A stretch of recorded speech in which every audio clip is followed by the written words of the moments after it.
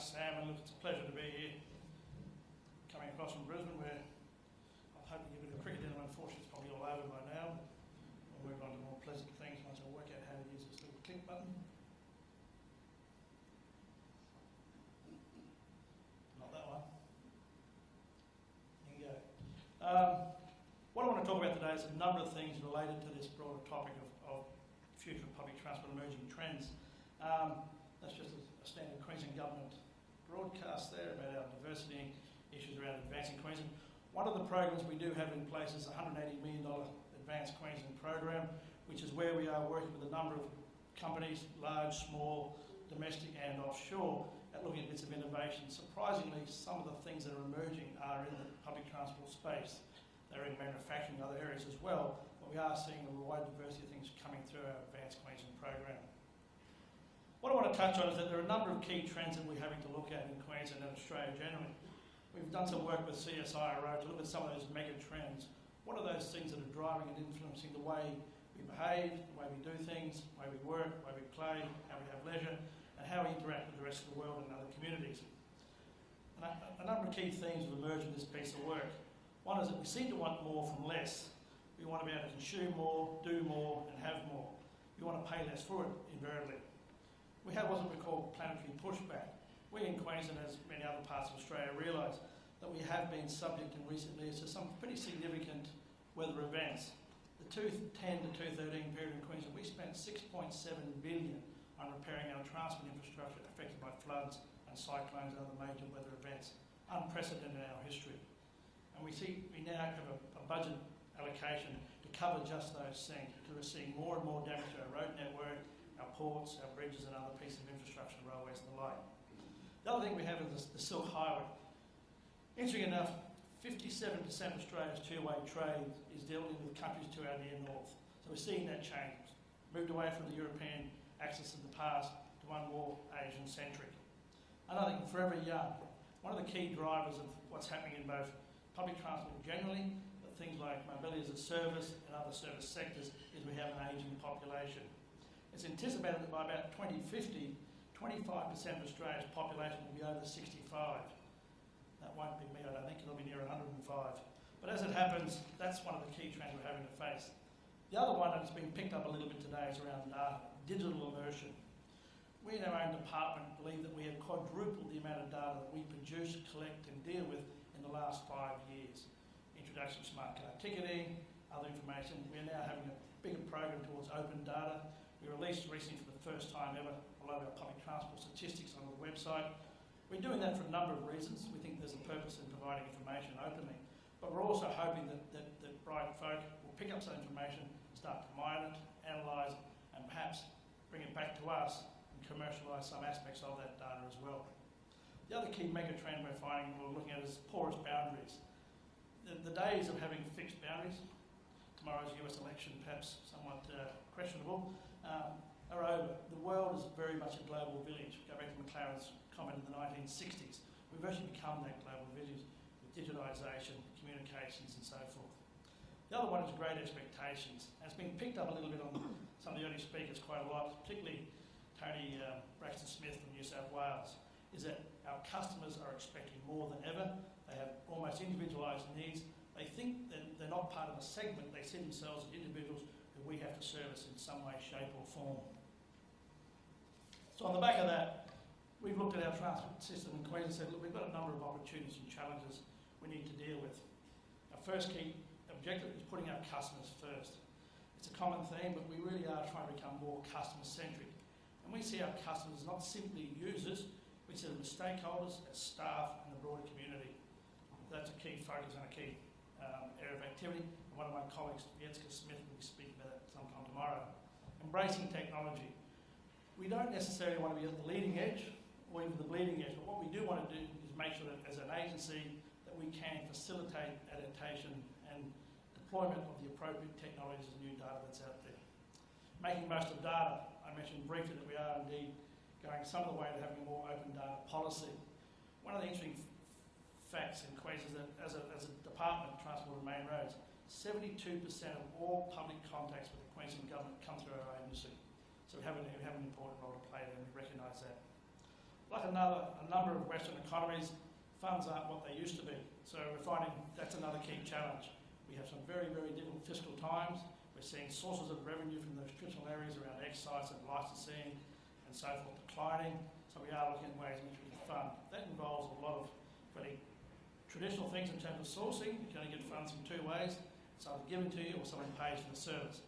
Hence you start opening up the debate around things like road user charging and other things.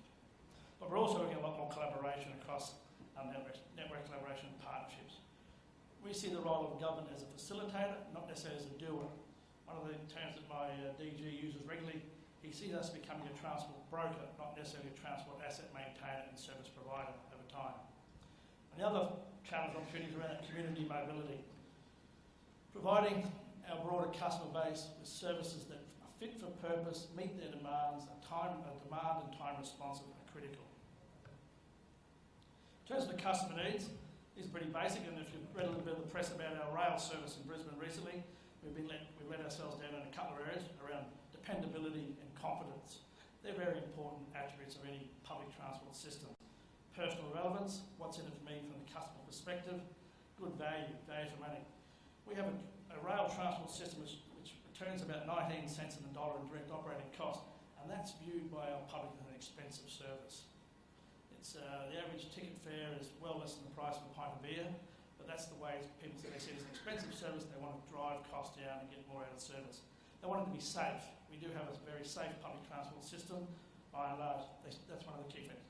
So our 5 key systems or 5 key customer metrics we're trying to work on: dependability, good value, personal relevance, confidence and safety.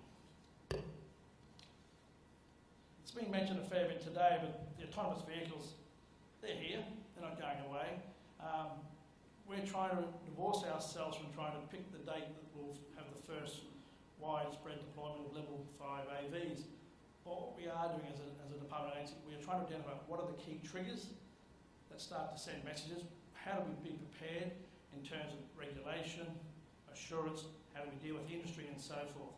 So we're not trying to pick winners necessarily. Will it be a Ford or a GM and Lyft, or will it be Uber, whoever what we're trying to do is say, what is an agency who provides regulatory advice and sets standards and so on do we need to do working across with our colleagues from other states and nationally so that we can then start to be prepared. We were caught fairly much on the back foot by Uber in Queensland. We knew about it 3 or 4 years ago, I believe. We sort of waited until it became a major public issue. That's a lesson learned for us in Queensland. I don't believe we've handled that particularly well, both from a customer perspective, nor for the industry, the existing taxi industry as well, and other sectors. We're now on the front foot working closely with our public transport operators, both public and private, and rideshare companies to get a better service across the network. In relation to AVs, we've had some research done by a company called Transposition. We were just asking a simple question.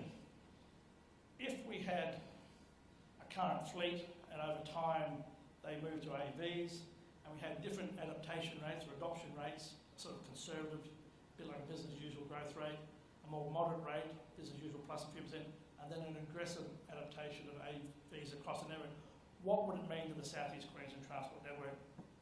We did this modelling in a fairly traditional transport modelling framework. We used a lot of demographic data from other plans and so on.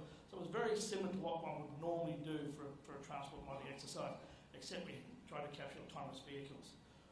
Our first results, we were quite concerned, and Don's picked up on a couple of those earlier. We saw a very significant increase in vehicle kilometres. We saw average trip length increase dramatically, particularly in the peak, particularly for journeys to work. What we saw coming out of the data was that places to the west of Brisbane in particular, beyond Ipswich towards Toowoomba, the Lockyer Valley and so forth, would actually have to be, if you were going to service demand, have to be responded to in terms of additional road upgrades and facilities, because people could travel for lower cost, for further distance, live in large rural blocks and so forth. So that was quite a shock, and our friends in the planning department were a little bit more than shocked, because that was quite counter to what their policies are around consolidation, agglomeration and those sorts of things. So then we started looking at, okay, what would happen if there was a more shared economy across these AV adoptions? And then we got an even bigger shock. At about 70% of shared AVs in 2036, 2047 type time horizons, we saw a significant reduction in private vehicle mode share, very significant. We saw a large increase in public transport use, particularly on the line haul, which would make sense, and we saw a significant increase in active mode activity as well. Again, the active mode one was an important one for us. We have a number of policies both in the transport space but also in health and other areas where we're trying to encourage healthier lifestyles and more people walking and cycling and so on. We were seeing the widespread adoption of AVs actually being counter to that. So it's early days. This is only one piece of research we've done. We're now doing a second piece at the moment, and we are quite happy to share that. We have shared that with colleagues from other jurisdictions and elsewhere. What we're trying to get a handle on now is a bit more on the behavioural side. What will make people share? Why will they hop in a car with strangers? Why will they go on trips but not necessarily point P to B that might be A to B to C, and so forth? So we're commissioning some behavioural-based research around that, some focus groups and other bits of research, just to find, will people do it? People of my vintage, perhaps not. I have teenage daughters who don't see any problem with this type of thing. But we're quite struggling with that whole concept is, yes, we can model it with some nice mathematical models and algorithms and say, yes, 20% with this and 20% with that. But we're not so sure that's going to happen in the real world.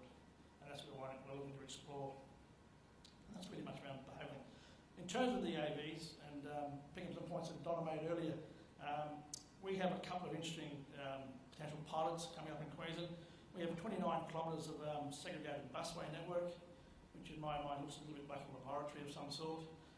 We own it. It's, by and large, it's dedicated. It's a segregated network. It can be closed off at certain hours. So we are looking at potentially doing some bus trials on that network to experiment with just what can happen and how it can be operated. We've also had an approach from one of our former public utilities, which has now been privatised, who has a nice bit of motorway to their facility, which is called a port, which we can also start looking at potentially some trials there. There's already a significant degree of automation in that sector. You have autostrads at ports, which driverless operated cranes. We have heavy haul railways in the west, with the Pilbara and so forth. We have a major push toward automation on our rail networks, both in Australia but particularly globally. We're probably somewhat behind the rest of the world on that. So we are seeing automation come in at those places where you would expect dedicated systems, isolated systems, remote areas, freight, logistics prior to. So I think in terms of when it will happen, probably in my lifetime, possibly not. I saw a program recently which was predicting 2070. Only a few weeks ago was another session, the World ITS Congress, where people were sort of forecasting widespread adoption of AVs 2025 to 2030. So it's interesting, there's two very significantly different bookends, 2025 through to 2070. I think there are probably significant challenges for that, so it'll probably be sometime beyond what most people, I think we're still in that sort of hype curve where we're getting excited by the technology. We haven't really thought through the regulation. A report put out by the NTC recently, I think, identifies 716 different regulations, bylaws and other things that would have to be impacted in some way, shape or form under these emerging changes. So we really need to think our way through this. Another thing that's come up regularly, and we are working in this space as well, is moving from mass transit to demand responsive transit as a way to moving towards mobility as a service.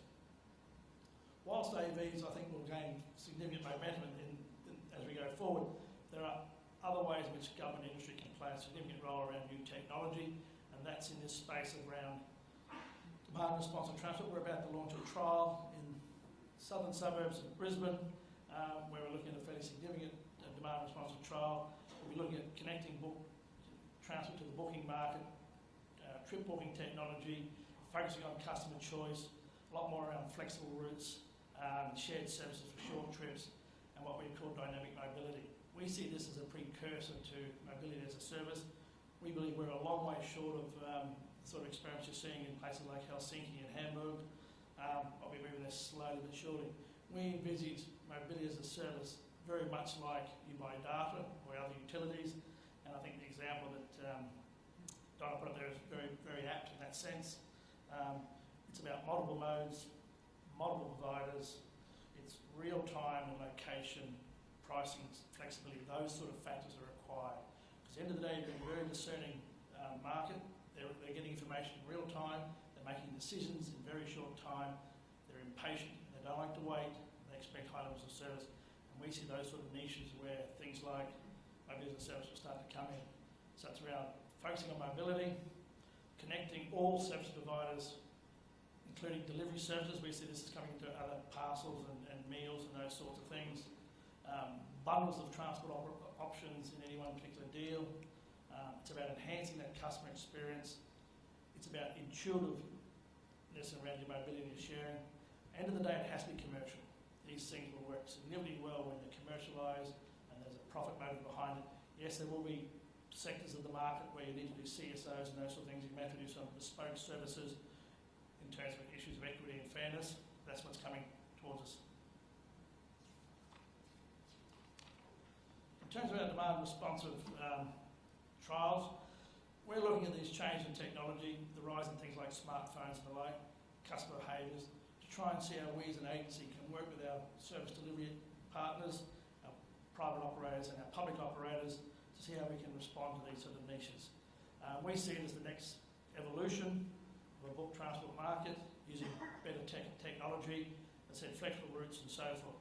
As I said, we have a trial starting the not too distant future in the south of Brisbane, south of Brisbane, and that'll be our first foray into this.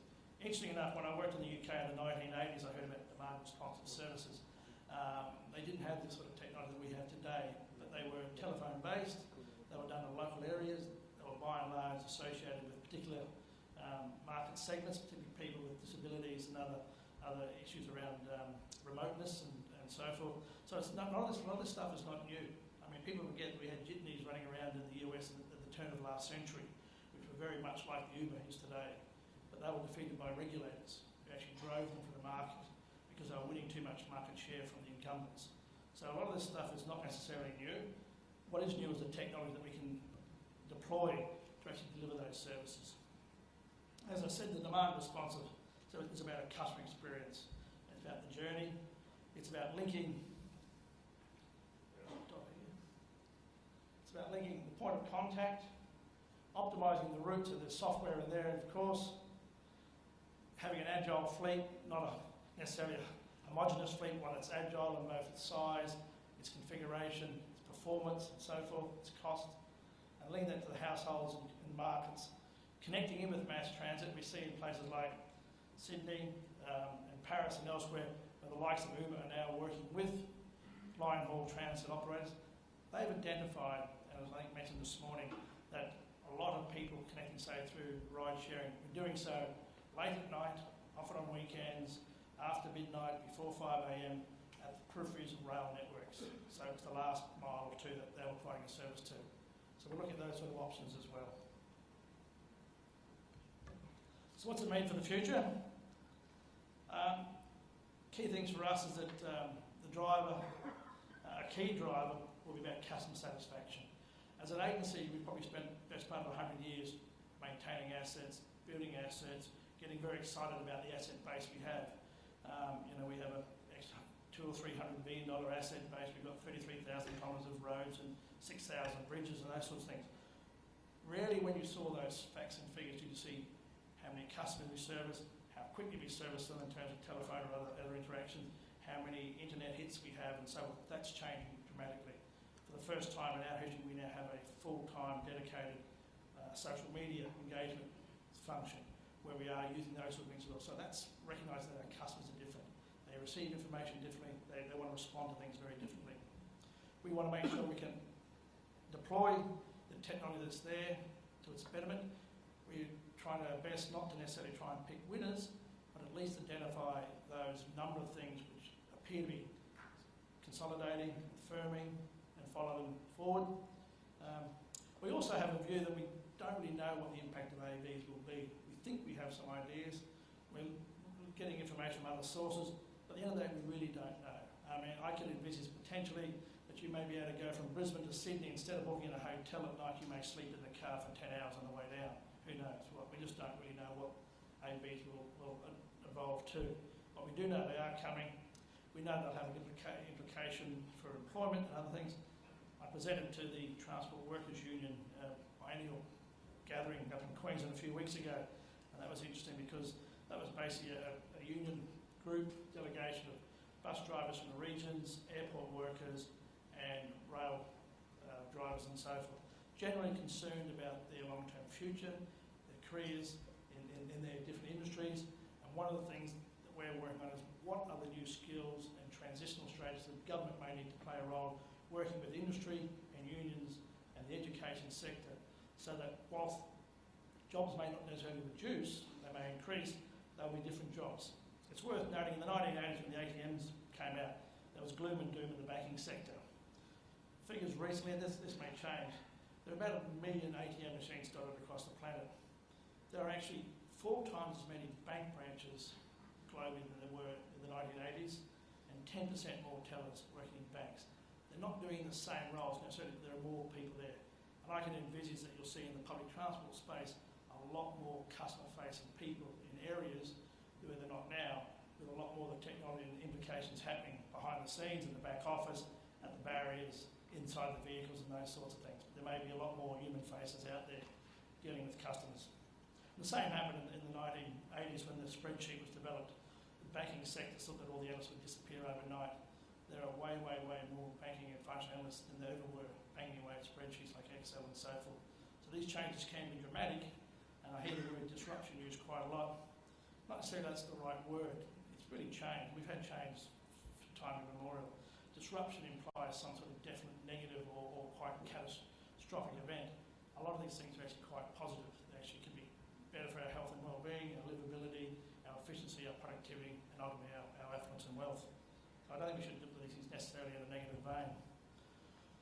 What we need to do as an agency, we've decided, very much driven by our strategic plan and elsewhere, is that be customer focused, get the regulation right, we really understand what the implications for regulation are.